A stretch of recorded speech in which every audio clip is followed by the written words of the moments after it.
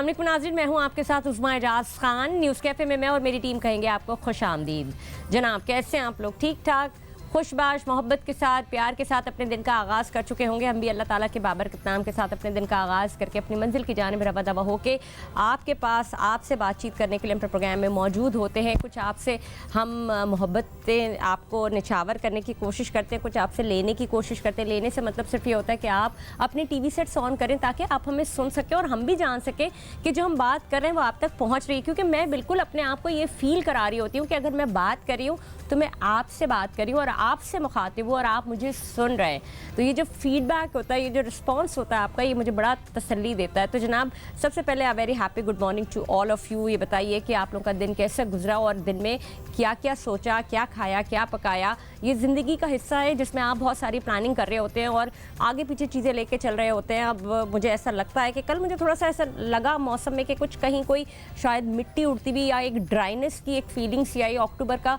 आधा महीना गुजर चुका है और अब एक खुनकी की तरफ आएगा। अभी शुरू तो नहीं हुई है लेकिन हवा में कुछ एक अजीब सी आपको एक महक सी आती है जिससे आपको कभी कभार जिन लोगों को एलर्जी होती है तो उनका एस्थमा बढ़ जाता है। तो कभी कभी मुझे भी ऐसा लगा जैसे रात को मुझे कैसी फीलिंग आई। ऑल दो गर्मी बहुत ज़्यादा है अभी, लेकिन ये कि टाइम शायद बढ़ेगा, मौसम चेंज होगा, तबीयतें भी ख़राब होती हैं, नज़ला ज़ुकाम फ्लू शुरू हो जाते हैं। तो अपना बहुत ख्याल रखिए और कोशिश कीजिए कि अपने आप को इन सारी चीज़ों से थोड़ा बचा के रखें, एलर्जी से, क्योंकि मौसम थोड़ा सा एलर्जी का बहुत होता है। मिट्टी जो है वो बहुत हवा में बहुत ज़्यादा उड़ रही है और हवा के साथ घरों में भी बहुत आ रही है, तो थोड़ा सा इसका ख्याल रखें। आपको जिनको अस्थमा होता है तो उनके लिए काफ़ी मुश्किलात बहरहाल दरपेश होती हैं। तो जनाब, अपनी खातून खाना का और जो खातून खाना है वो अपना ज़रूर ख्याल रखें और अपने लिए मी टाइम ज़रूर निकालें। मैं कहीं पे एक बहुत अच्छी कोटेशन पढ़ रही थी कि औरत जब किसी को छोड़ती है या औरत जब किसी को छोड़ना चाहती है तो वो बड़े खामोशी के साथ अपना रास्ता बदल लेती है। जहाँ उसको लगता है कि उसकी ज़रूरत नहीं है, बड़ी खामोशी के साथ निकल जाती है। और अगर उसे छोड़ना होता है तो वो बहुत पहले छोड़ के जा चुकी होती है, यानी मेंटली, लेकिन उससे पहले वो अपनी पूरी स्ट्रगल कर रही होती है अपने घर को बचाने के लिए। और जब औरत आपके घर में होती है, वो लड़ रही होती है, वो झगड़ रही होती है, वो सब कुछ कर रही होती है, तो इसका मतलब है वो आपके साथ रहना चाहती है। तो ये याद रखिएगा हमेशा कि जब भी कभी आपका कोई ऐसा रिलेशनशिप हो, कोई लड़ रहा हो, झगड़ रहा हो, किसी बात पे इख्तिलाफ राय हो रहा हो, तो इसका मतलब है कि वो ज़िंदगी है, वही आपके साथ रहना चाहती है। लेकिन अगर वो खामोश हो गई तो इसका मतलब है कि फिर आगे बहुत सारी चीज़ें ऐसी हैं जो आपके रस्तों को इस्तवार नहीं करेंगे। जनाब, टॉपिक की जाने आते हैं। टॉपिक बेसिकली है कि हम बात करेंगे शंघाई कोऑपरेटिव तंजीम के हवाले से, यानी कि हम अगर इसको इसका एब्रिवेशन देखें तो SCO के हवाले से हम बात करेंगे। और इसमें इस ऑर्गेनाइजेशन का मतलब क्या है, इसका इजलास पाकिस्तान में हो रहा है, इस्लामाबाद में आज हो रहा है। और अहम बात यह कि SCO का क़याम हुआ क्यों था और इसका मकसद क्या था। तो बहुत सालों पहले, ये मैं आपको बताती चलूँ कि जिस वक्त सोवियत यूनियन था और रशिया जो था, जब वो उसको अलग अलग स्टेट्स बनी थी तो उनकी सिक्योरिटी के लिए ये बनाया गया था। बेसिकली मकसद उनकी सिक्योरिटी थी, लेकिन बाद में टाइम गुजरता गया तो इसके क़याम का मकसद क्या आया, इसकी तरजीहात क्या हो गई और एक के बाद दीगर ममालिक जो इसमें शामिल होते चले गए। इस वक्त इसमें जो ममालिक शामिल है, जो इसके मेम्बरान हैं, वो 9 कंट्रीज़ हैं, जिसमें जो सेंट्रल एशिया की जितनी जो मुख्तलिफ सोवियत यूनियन की जो सेपरेट हुए भी कंट्रीज़ थी वो शामिल है। इसमें रशिया, चाइना, पाकिस्तान, इंडिया और मंगोलिया, बेलारूस, और इसके साथ साथ चाइना की तो मैंने बात करी दी, और ईरान भी इसमें शामिल है, और अफ़गानिस्तान और दीगर जो लोग हैं वो इसके ऑब्ज़र्वर हैं, यानी हो सकता है कि माज़ी करीब में वो भी इसका हिस्सा बन जाए। अब इस तंजीम का मकासद क्या है और इस तंजीम के होने का मकसद क्या है। 2017 में भी इस तंजीम का एक और जो है वो इजलास हुआ था जो कि इंडिया में हुआ था, और वहाँ पर उस वक्त के वज़ीर ख़ारजा बिलावल भुट्टो ज़रदारी ने उसमें शिरकत की थी। और शिरकत का मकसद, और फिर अब तक 2017 में ही पाकिस्तान और इंडिया इसका रुकन बना था। और अभी जो जिस वक्त की आमद हुई है, इंडिया से जो वफ्द आए, जयशंकर साहब जिनके वज़ीर ख़ारजा हैं, वो शामिल हुए हैं। और बेसिकली शायद ये तासुर पाया जा रहा था कि इंडिया पाकिस्तान के दरमियान दो तरफ़ा कोई बातचीत भी होगी, लेकिन उन्होंने इस बात को यकसर मुस्तरद कर दिया और ये कहा कि नहीं जी, इसका कोई मकसद नहीं है, मैं सिर्फ इस तंजीम, इस इजलास में शिरकत के लिए आ रही हूँ, इसके अलावा और कोई भी एजेंडा नहीं है। अब इस तंजीम और इस इजलास के होने और पाकिस्तान में मईशत, माहौलियात और तिजारत के हवाले से क्या क्या पेशरफ्त होगी, यही हमारा मौजू है। और क्या वाकई पाकिस्तान को इसका फ़ायदा होगा, इस पर हम बात करेंगे। मेरे बहुत ही मौजूद मेहमान यहाँ पे मेरे साथ मौजूद हैं। आमिर जमील साहब तजिया भी देते हैं, पेशे के लिहाज से कानूनदान है। अस्सलाम वालेकुम, कैसे आमिर साहब? ठीक ठाक, खैरियत से? अब एक छोटा सा यादा मैंने पेश किया ताकि लोगों को पता लगे कि एससीओ हो क्या चीज़। शंघाई कोऑपरेटिव ऑर्गेनाइजेशन जो बेसिकली कॉपरेशन है बेसिकली। अब ये मैं सबसे पहले तो ये जानना चाहूँगी आपके तवज्जो से भी कि आप जरा लोगों को बताएं, क्योंकि मैंने थोड़ा सा उनको बताने की कोशिश की। मैं चाहूँगी कि आप बताएं कि इस तंजीम के इनेकाद का इनिशियली जो था वो अलग था, और अब जो ये इसमें पावर्स आती जा रही हैं, और कहना ये है जो माहिरीन है वो ये कहते हैं कि जी इसमें आने वाली ताकतें हैं, यानी जो ताकतवर ममालिक हैं वो इसमें ज़मोरे बहुत ताकत बनेगी। डू यू थिंक इसको कैसे एलैबोरेट करेंगे? तो देखिए, ये तंजीम जिस मकासद के लिए बनी थी शुरू में, जैसे आपने बताया रशिया जब सेपरेट हुआ था जब बनी, मगर अब इसका मकासद यही है कि इकनॉमिक को देखा जाए, हर कंट्रीज़ की इकनॉमिक्स को देखा जाए, उसकी जो तरक्की है उसको देखा जाए, और जो रवाबित हैं जैसे चाइना को देखें। चाइना अभी इनके प्राइम मिनिस्टर आए हैं, उन्होंने गवादर पोर्ट का किया, गवादर एयरपोर्ट पे काम कर रहे हैं, तो ये बड़ा गुड सी पैक का किया है, तो ये बड़ा गुड साइन है। तो ये तंजीम जो बनी थी अब उसके मकासद कुछ चेंज हो गए हैं, मगर अब आप देखें जिस कंट्रीज़ में ये तमाम कंट्रीज़ शामिल नो है, अब आहिस्ता आहिस्ता इसमें और ममालिक भी जाएंगे, और ये तंजीम जो है ये बेसिकली अगर अब देखा जाए तो बेसिकली ये इकनॉमिक्स पे काम कर रही है। ठीक है। ये जिन ममालिक में ऐसी चीज़ें हैं, मादनियात हैं, वहाँ हैं, उनको कुछ पुश देने के लिए तो ये तंजीम काम कर रही है, अच्छा काम कर रही है, और इंडिया भी इससे मुस्तफ़ीद है, पाकिस्तान भी मुस्तफ़ीद है। अब अफगानिस्तान भी सुना है कि वो भी अभी शामिल नहीं है, वो ऑब्जर्वर है। अच्छा, मगर मुझे एक बात बताएं, ईरान शामिल हुआ है लेकिन ईरान की अभी तक आमद नहीं हुई है, ईरान से कोई अभी तक आया नहीं है, और पाकिस्तानी मीडिया भी इसके ऊपर कोई बात नहीं कर रहा कि ईरान से कौन आएगा या क्या चीज़ें, और ईरान क्यों नहीं अभी तक शामिल हुआ, या और बहुत सारी चीज़ें इसके ऊपर बात नहीं हो रही। क्या आपको क्या लगता है, क्या वजूहत है? देखें, आप जो सिचुएशन ईरान फेस कर रहा है और जो ईरान ने इक़दामात किए हैं, उसके बाद आप समझती हैं कि थोड़ा सा तमाम कंट्रीज़ को अपने आप को, देखें हर कंट्रीज़ को अपने आप को कुछ सेफ करके चलना पड़ता है। हर कंट्रीज़ के कुछ मफादात होते हैं। अब ईरान पे इस वजह से भी बात नहीं की जा रही है, आप ज़्यादा जानती हैं, हम भी जानते हैं कि कुछ इक़दामात ऐसे हैं, हर कंट्री का इंटरेस्ट है दूसरी कंट्रीज़ के साथ। अब ईरान ने लेकिन हमारा मीडिया क्यों नहीं इसके ऊपर बात कर रहा है? क्योंकि हम सब पे तो बात करें, हम सारी चीज़ों के ऊपर करें। ईरान पाकिस्तान का दोस्त भी है और हम मिलके बहुत सारे काम करते हैं, और हम जिस सराउंडिंग में रहते हैं वो हमारी नेबरिंग में आता है, ईरान, चाइना, और ये सारा सब कुछ हम इनको लेके चल रहे होते हैं। तो क्या रीजंस हैं, क्यों अभी तक इस तरह की कोई बात आ नहीं रही है? और ईरान के अपने मफादात आपने कहा, लेकिन हम मेज़बान हैं ना, तो हम फिर क्यों खामोश हैं? देखिए, हम खामोश इस वजह से हैं क्योंकि हमारे कुछ ताल्लुकात अमेरिका से हैं, कुछ दूसरी कंट्री से हैं। अमेरिका को नाराज़गी की वजह से हमारी ज़बान बंद है? बिल्कुल, यही असल वजह तो यही है। देखें, मुल्क की पॉलिसी है, हाँ। तो अगर हम उस पर बात करते हैं, अगर हम उनको एम्फसाइज करते हैं, तो जाहिर है कुछ हमारे मुल्क के भी कुछ इंटरेस्ट है, तो उनको भी देखा जाएगा उन चीज़ों को देख के। तो इस हवाले से मेरी ओपिनियन है कि इस वजह से बात नहीं की जा रही। अच्छा। और बात करनी, आपकी बात ठीक है, बात करनी चाहिए, उनको इनवाइट करना चाहिए था, नहीं आते उन पर बात, मगर मीडिया तो डेफिनेटली है क्योंकि उसका हिस्सा है, हाँ, मगर मीडिया भी इस पर बिल्कुल खामोश है ना, और हमारी गवर्नमेंट भी खामोश है। तो अच्छा, दूसरा सवाल एक और ये बहुत अहम था कि कितना फ़र्क पड़ेगा अभी इसराइल फ़लस्तीन की जो जंग हो रही है और ये सारा सब चीज़ें, ये सब होते हुए, और ये इस तरह से जो ममालिक इकट्ठे हो रहे हैं उनके हक़ में बात करना, लेकिन अभी जो एजेंडे में कुछ चीज़ें यहाँ पे आपको लगता है कि कुछ होंगी, या इसका इम्पेक्ट भी कुछ आएगा? देखिए, इसका इम्पेक्ट तो आएगा, आपकी इकॉनमी पर भी इम्पेक्ट आएगा, पूरे वर्ल्ड में इम्पेक्ट आएगा। कि जंग होती है उसका इम्पेक्ट पूरे दुनिया में आता है।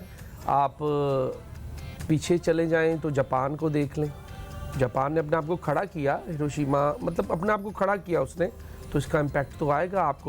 आपको जो है वो सोशली भी आएगा, आपको इकोनॉमिकली भी आएगा, आपको फिज़िकली भी आएगा। ये चीज़ें तो इम्पैक्ट करेंगी दुनिया में।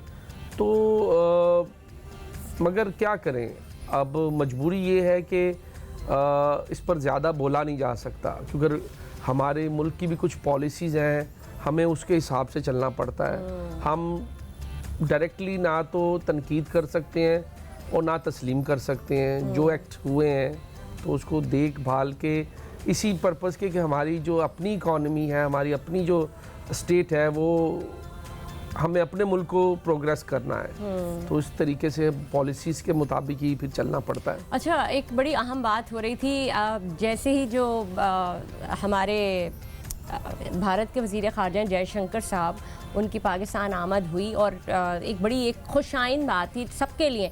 10 साल बाद कोई आया है पाकिस्तान, तो वो एक खुशी की लहर इसलिए होती है कि मुझे मेरा पर्सनली ये मेरा वो है कि आपको अपनी नेबरिंग कंट्री के साथ दुश्मनी नहीं, दोस्ती रखनी चाहिए।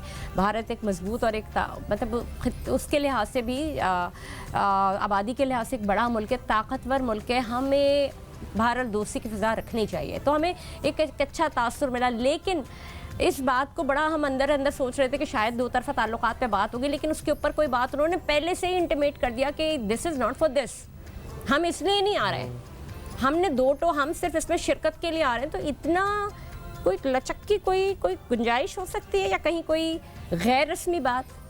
देखें, उनको वोट इसी चीज़ का मिलता है ना कि पाकिस्तान से एंटी पाकिस्तान का वोट लेते हैं। देखिए, एक्सट्रीमिस्ट पार्टी रूल कर रही है, अगर वो ये नहीं करेंगे तो उनको वोट ही नहीं पड़ेगा। उनको कोई फ़र्क नहीं पड़ता पाकिस्तान से डायलॉग हो या नहीं हो, उनको अपने जो है अपने इक़्तिदार पर फ़र्क पड़ता है। अगर पाकिस्तान से डायलॉग करते हैं तो वहाँ उनकी जमात जो है वो थोड़ी सी कमज़ोर होती है, तो वो वहाँ की पॉलिटिक्स को देख के उन्होंने ये स्टेटमेंट दिया है। इवन आप देखें, तो मेंटली तैयार रटायर स्टेटमेंट हाँ, था जो उन्होंने दिया, वो इसी वजह से दिया। स्टेट का स्टेटमेंट है कि जी हमें वहाँ इलेक्शन को देखना है, अपने आप को सेव करना है। तो ये देखें, अब ये जब इतने मुल्क मिल रहे होते हैं ना, तो इसका मतलब होता है तिजारती, माहौलियाती, इन सब चीज़ों के ऊपर बातचीत हो रही है। तो जो ट्रेड पाकिस्तान और भारत की हो सकती है वो तो बहुत ही ज़बरदस्त ट्रेड है, जिसमें बहुत सारी ऐसी अजनास हैं। अनियन हो गया, आपको प्याज हो गई, और इतनी सारी चीज़ें जो आपको आलू 10 रुपए किलो, और हमारे यहाँ देखेंगे क्या, लेकिन खैर वो उनके रुपए का भी फ़र्क है, उनके 10 रुपए जो हमारे 40 रुपए के बराबर है, वो बात अपनी जगह है। लेकिन मतलब ट्रेड पे भी बात, अब ये आपस में ट्रेड अगर होगा तो उसमें रवाबित तो बनने होंगे ना, तभी ट्रेड हो सकती है। बिल्कुल, मगर ये इंडिया, आपको पता है कि वो एक्सट्रीमिज्म से बहुत आगे निकल गए हैं। वो अब ट्रेड भी नहीं करना चाहते। वो हाँ, बैक डोर पे वो बात करेंगे, मगर सामने आके वो कभी भी ये स्टेटमेंट नहीं दे सकते कि हम पाकिस्तान से दोस्ती का हाथ बढ़ा रहे हैं या पाकिस्तान से हम जो ट्रेड करना चाह रहे हैं। अच्छा, अगर हम कमज़ोर होते हैं ना, करें हम में से कोई भी, अगर हम बैठे होते तो हमारा कोई एक दोस्त अच्छा ताकतवर होता है, तो हम खुद से भी तो बढ़ते हैं। मैं सिर्फ ये जानना चाह रही हूँ, क्योंकि जब आपके पड़ोस में होता है ना एक ताकतवर, एक जो पड़ोसी होता है, उससे आप कितना महफूज हो जाते हैं। जब एक यानी कि अगर एक थोड़ा स्ट्रेंथन होता है, आपने देखा होगा कि जी अगर मैं किसी MNA के घर के बराबर में रहती हूँ और अगर किसी, तो उसकी वजह से मेरा घर भी महफूज होता है। एम आई राइट? यानी उसके घर के गार्ड, उसके घर के, तो वो ऑटोमेटिकली उसका इम्पैक्ट मेरे पास भी पड़ता है। तो फिर हम क्यों नहीं फिर उनसे अच्छा ताल्लुक रख सकते? देखिए, हम भी किसी पॉलिसी के तहत इतने दबरे हम अपने मफादात क्यों नहीं देखते कि हमारा मफाद है इसमें? हमारा पाकिस्तान ने बहुत दफ़ा उनको दोस्ती का हाथ बढ़ाया, हमारे प्राइम मिनिस्टर ने भी उनको इनवाइट किया हर जगह पे, मगर बात ये है कि बराबरी नहीं है ना, बराबरी नहीं है। उनकी पॉलिसी ये है कि एंटी पाकिस्तान पर ही उनको वोट पड़ता है, इस जमात को जी। और ये जमात 3rd टाइम रूल कर रही है। तो इनकी पॉलिसी यही है कि हमने पाकिस्तान से किसी भी सूरत में, पाकिस्तान से टग ऑफ वार करेंगे तो उनको वोट पड़ेगा, पाकिस्तान प्रोपेगेंडा वहाँ करेंगे तो जो है उनकी पार्टी रूल करेगी। अगर पाकिस्तान प्रोपेगेंडा डिफ्यूज हो जाता है तो कैसे वो इलेक्शन तो? लेकिन आमिर साहब, मुझे एक बात बताएं कि ये तो हम भी जानते हैं कि वो वोट ही इस चीज़ के ऊपर लेते हैं और उनका मकसद ही यही है कि वो एंटी पाकिस्तान होकर वोट इस पे लेते हैं, लेकिन उससे आवाम को क्या फ़ायदा है? क्योंकि आवाम की अगर आप बात करें ना, हम सब की जो रूट्स हैं वो मिली भी हैं। जब भी हम बात इंडिया के हवाले से करते हैं, पाकिस्तान के हवाले से करते हैं, कुछ थोड़े जज्बाती हो ही जाते हैं, लेकिन अंदर खाने कोशिश यही होती है, जज्बात ही होते हैं कि हम मिल के चलें। पता नहीं क्यों ऑटोमेटिकली जो हम अगर अपने 4 फादर्स के हवाले से बात करें, उनका चूँकि एक ताल्लुक़ रहा है, तो उस हवाले से कहीं ना कहीं हमें ये होता है कि देखिए ना, नफ़रत और ये बुग़्ज़ निकालने से चीज़ें शायद सही नहीं हो सकती।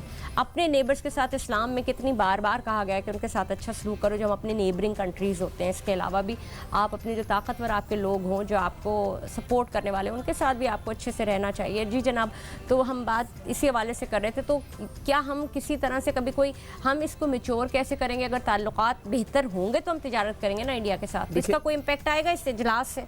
बिल्कुल आना तो चाहिए, हमें ट्रेड उनके साथ स्टार्ट करनी चाहिए, फर्स्ट ट्रेड स्टार्ट करनी चाहिए, थोड़ी सी ये बॉर्डर में थोड़ी सी नरमी करनी चाहिए, लोगों को आना जाना चाहिए, मगर ये पॉलिसीज़ तो दोनों ममालिक को बनानी चाहिए। दोनों ममालिक के वज़ीर ख़ारजा को बैठ के इसमें बातचीत करनी चाहिए, और आवाम भी ये चाहती है, वहाँ की आवाम भी यही चाहती है, हमारी आवाम भी यही चाहती है। मगर बदकिस्मती ये है कि तमाम चीज़ें जो है वो सियासत की नज़र हो जाती हैं। अब सियासत की नज़र होती हैं, अगर हमारी कंट्री भी अगर एक स्टेप पीछे करती है तो आप समझते हैं हमारी आवाम भी क्रिटिसाइज़ करेगी जी कि हमें भी उनको पीछे उनसे इस तरीके के ताल्लुकात। मफादात की जब बात आती है ना, जब आप पॉलिटिक्स की बात करते हैं और आप एक इंटरनेशनल पॉलिटिक्स के ऊपर बात कर रहे होते हैं, आपको अपने मुल्क के दीगर ममालिक के साथ ताल्लुकात पे बात हो रही है, तो फिर उसमें मफादात की जंग या ज़ाती जंगें नहीं होती, वो फिर आपको ओवरऑल वर्ल्ड ग्लोबली आपको सोचना पड़ता है ना। तो अब अच्छा चले, ये तो खैर हो गया, लेकिन जितने अगर आप सेंट्रल एशिया के हवाले से बात करें, रशिया एक ताकतवर मुल्क है, चाइना एक ताकतवर मुल्क है, इंडिया एक ताकतवर मुल्क है, और फिर ये जो छोटी छोटी स्टेट्स हैं, काज़ाकिस्तान, ताजिकिस्तान, उज़्बेकिस्तान, ये सारी सब चीज़ों ये भी इसमें शामिल है। ये आपको किस धारे में जाती दिखाई दे रही है? अगर हम अभी ये जैसे ईरान पाइपलाइन के हवाले से बात ही, या उससे गैस लेना या पेट्रोल लेना, को लगता है कि इसमें कहीं ये भी बातों का हिस्सा बनेगा? बिल्कुल बिल्कुल, देखें, आप जब सबसे पहले तो आप अपने मुल्क को आपको खुद कफील करना पड़ेगा। जब आप beggars are not the chooser, जब आप बैगिंग करते हैं, जब आप उनसे मांगते हैं, तो फिर आपको उनकी डिमांड्स पूरी करनी पड़ती हैं। जी, जब इन्हें इस तरह के, हम जब कोई समिट्स होती हैं या इस तरह के इजलास होते हैं, वहाँ पे बैठे होते हैं, अब आप मांगे या फिर आप अपने आप को सेल करें, दो चीज़ें हैं ना। आप अपनी पर्सनालिटी ऐसी बनाएं कि लोग आपसे रवाबित, तो ये रवाबित एक दूसरे के साथ रखने के लिए ये जितनी कंट्रीज़ के मैंने नाम लिए, इनसे इमीडिएट सीधा फ़ायदे क्या होंगे? अब उन्होंने एक और बड़ी अहम बात की, माहौल की बात की, माहौलियात। So what do you think, what is this? देखिए, माहौलियात मीन्स ये है कि आप खुद रवाबित पैदा कर ही नहीं सकते। आपको रवाबित पैदा करने के लिए भी जो आपको एड दे रहा है, आपको उससे परमिशन लेनी पड़ती है कि मैं इसके साथ ये मंसूबा करना जा रहा हूँ, आपको कोई एतराज़ तो नहीं है। अच्छा, वहाँ से अगर कोई एतराज़ आ गया तो आपको रुकना पड़ता है, क्योंकि आपकी इकॉनमी वहाँ से चल रही है, आपको एड्स आ रही हैं। आप खुद कफील मुल्क नहीं हो कि आप डायरेक्टली जाके किसी भी मुल्क के साथ ट्रेड कर सकते हो, किसी भी मुल्क से बातचीत कर सकते हो। तो आपको तो चीज़ें जो है वो जो आपका मास्टर है, आपको उसके हिसाब से चलना है। बिल्कुल बिल्कुल। तो ये पहले तो अपने मुल्क को अपग्रेड करें, खुद कफील हो, तो आप डायरेक्टली जाके किसी मुल्क से ट्रेड, किसी मुल्क से कुछ बात। पहले आप ये कह रहे हैं कि हम खुद चूंकि इतने कमज़ोर हैं तो हमारी अपनी बात की कोई वैल्यू भी नहीं है और से भी नहीं, लेकिन अगर हम इस तंजीम का रुकन बने हैं ना, तो फिर तो कहीं ना कहीं जब हर बंदा होता है, हर मेंबर है, उस मेंबर की से तो होगी ना। अब शंघाई कोऑपरेशन ऑर्गेनाइजेशन का मतलब क्या है? शंघाई इसको जो है वो शंघाई के कोऑपरेशन से बाकी सारी सब चीज़ें हो रही हैं या एक ऑर्गेनाइजेशन बनी है, तो चाइना का हाथ इसमें कितना ज़्यादा और चाइना का इन्फ्लुएंस कितना है, ज़रा वो भी डिस्कस करें। चाइना तो इसको आप समझे हेड ही कर रहा है जी, और चाइना ही इसको लेके चल रहा है। अगर आप देखें शुरू से 10-15-20 साल से देखें तो चाइना ही इसको लेके चल रहा है, और चाइना हमेशा पाकिस्तान की उसने हेल्प की है। इसमें भी देखें, चाइना आया है, चाइना ने गवादर एयरपोर्ट, गवादर सी पैक और ये सब मंसूबों को चाइना ने आके जो है वो इस पर दोबारा से जो चीज़ें रुकी हुई थी उसको दोबारा उन्होंने फ्लॉट किया है कि ये चीज़ें चलें। तो ये हमारे मुल्क के लिए बहुत गुड साइन है, ये एक अच्छी है। और ये बैड साइन किन ममालिक के लिए, जब दूर से देख रहे हैं, ये हो क्या रहा है? देखिए, वो तो है, वो कौन लोग वो तो है, वो तो नाराज़ होंगे। वो क्यों नाराज़ होंगे? उनके क्या एंटी इंटरेस्ट है? देखिए, उनके मफादात तो पाकिस्तान में है, पाकिस्तान की हर चीज़ में मुफादात हैं उनके। अगर आप देखें तो पॉलिसीज़ भी वहीं से बन के आती हैं। हम क्या कह सकते हैं, ये नज़र आता है। देखिए ये तो ये होता है ना, कभी कभार हम किसी कमज़ोर को देखते हैं, मजदूर को समझते हैं ना, एक मजदूर है और वो काम में अच्छा है। जैसे पाकिस्तानी कौम जुगाड़ू है ना, बड़ी है मेहनती, उसको क्या करते हैं कि जी हम, वो कोई नौकर भी हो चाहे, उसको जाने नहीं देते हैं, उसको खींच के रखते हैं ना, गर्दन से पकड़ के रखते हैं। कभी किसी काम में लगा दिया, कभी किसी काम में कि वो मसरूफ़ ही रहे, वो इधर उधर सोचे ही नहीं कि उसको आज़ादी ना मिले। डू यू थिंक कि हम भी कुछ इसी तरह की पोजीशन पे, जो हमारे जो ऊपर के जो कुछ आका हैं वो देख रहे हैं? बिल्कुल ऐसा तो है, ऐसा तो है। हमारी पॉलिसी ऊपर से नीचे तक बनती कहाँ से है, क्या होता है। पॉलिटिक्स को ही देख लें आप, सब चीज़ों को छोड़ दें, पॉलिटिक्स को ही देख लें आप पॉलिटिशियन कोई ऐसा है जो दूसरे ममालिक उसको पसंद नहीं कर रहे, तो आपको उसको हटाना मजबूरी है।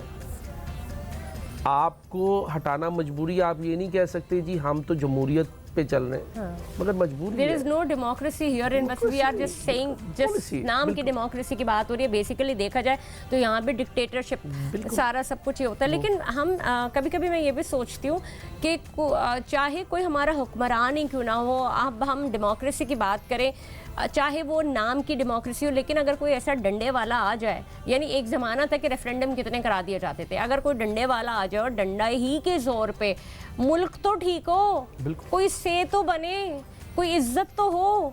मोहब्बत के बगैर खाना खाया जा सकता है, इज्जत के बगैर नहीं होता। तो कहाँ से वो हम उस इज्जत को बिल्डअप करें, उसके लिए हमें करना क्या चाहिए? देखिए, करना तो यही चाहिए कि मुल्क के साथ सबसे पहले तो लॉयल्टी होनी चाहिए। लॉयल है ही नहीं मुल्क से। हर एक जो आता है वो अपना एक 1.5 इंच की मस्जिद बाहर के मुल्क बनाता है, अपने लिए घर बनाता है, अपने लिए, मुल्क के लिए, अपना मुल्क का इंटरेस्ट है ही नहीं।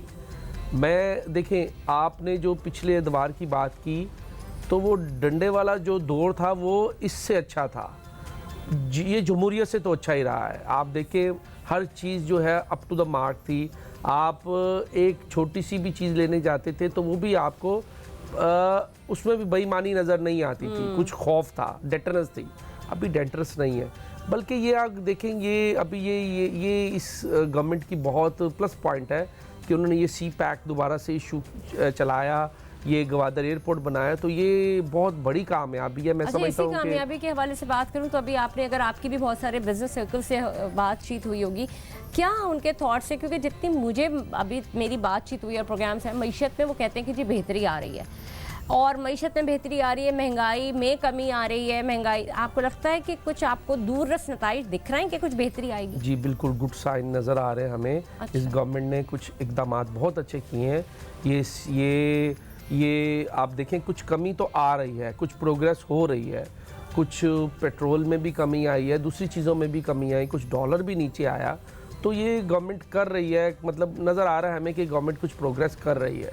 कुछ अब देखें, जो हालात थे उससे तो काफ़ी हद तक निकाला है इस गवर्नमेंट ने। तो मेरे ख्याल में कुछ अच्छे साइन आ रहे हैं अभी, और मज़ीद प्रोग्रेस की ज़रूरत है। मज़ीद प्रोग्रेस की ज़रूरत है, तो अल्लाह करे कि बेहतर हो। और मैं अपने नाज़रीन को ये भी बताती चलूँ, चूँकि आज इजलास है, इंतहाई अहम इजलास, और खिताबात के हवाले से ये भी बताती चलूँ कि सबसे पहले वज़ीर आज़म मियाँ शहबाज शरीफ खिताब का हिस्सा बनेंगे, वो एड्रेस करेंगे। उसके बाद दीगर जितने भी रहनुमाएँ वो एक एक करके अपने खिताब करेंगे, और उस खिताब के बाद जितनी भी चीज़ें होंगी और जितने भी मुआहदात हैं उनके ऊपर दस्तखत किए जाएंगे, और फिर मीडिया ब्रीफिंग भी दी जाएगी। तो जनाब, ये आज हमारे प्रोग्राम का एक खासा था जिसके ऊपर हमने बात की और कोशिश की कि हम कुछ वो थोड़ी सी इन्फॉर्मेशन दे सकेंगे। बेसिकली ये शंघाई कोऑपरेटिव ऑर्गेनाइजेशन या कोऑपरेशन ऑर्गेनाइजेशन है क्या। तो उम्मीद है आप लोगों को किसी हद तक, आसान अल्फाज में बात करती हूँ इसलिए किसी हद तक समझ आ चुकी होगी। मैं अपने बहुत ही मोअज़्ज़ज़ मेहमान ग्रामी का शुक्रिया अदा करूँगी। प्रोग्राम में आपकी तशरीफ़ का बेहद शुक्रिया जनाब। प्रोग्राम में मुझे दीजिए इजाज़त, प्रोग्राम का वक्त ख़त्म हो जाता है। मैं हूँ उस्मा एजाज खान। पाकिस्तान जिंदाबाद।